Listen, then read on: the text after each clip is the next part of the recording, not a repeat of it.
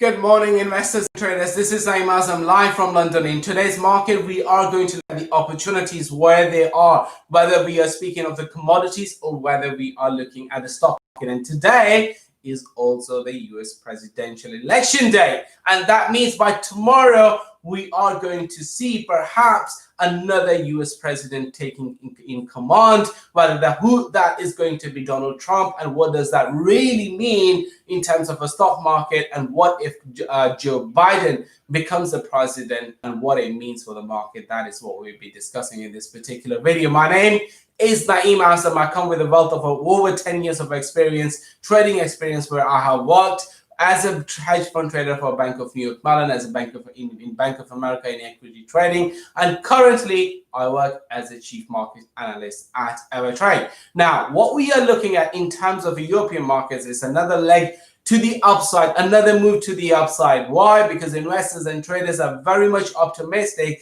that currently the prices are very, very cheap. Now, by that, what we mean is the FTSE 100 is moving higher. FTSE 600, which is the top stock 600 in the Europe, that index is also trading to the upside. And DAX, the CAC, the DAX is your German, the CAC is your French index. All of them are trading to the upside. Traders are hoping that there will be more fiscal support, meaning from government, there will be more support for businesses and for individuals as well, that can really help to soften the blow of this coronavirus that we are currently seeing. And because of that, investors are thinking that at current level prices are very, very cheap. Now, when we are looking at the US futures, remember we talked about yesterday and day before yesterday as well, that the prices are very, very close to their 200-day simple moving average. We have seen massive buy orders coming into the market, which has pushed the markets higher. Now, how high or how much recovery has taken place? Well, if I look at the S&P 500 index, which by the way represents the wider stock market for the United States, it shows that the 30% of the recovery is already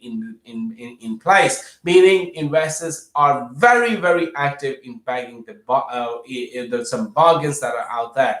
But when we look from the technical perspective, yes, the price has stayed above the 200-day simple moving average on the daily time frame for the Dow Jones, but it is still trading below the 150-day simple moving averages, and that is where there could be some sort of a resistance. But the moment the price crosses above the 50-day simple moving average for the Dow Jones, folks, that would be the biggest opportunity, as long as the price stays above this. Now, to finish off very quickly, in terms of oil prices, the prices have crossed above the 200-day simple moving average on the daily time frame, which is positive, which was a great opportunity to buy. Another opportunity to buy could be when the prices cross above the 50-day simple moving average on the daily time frame, and then it stays above that.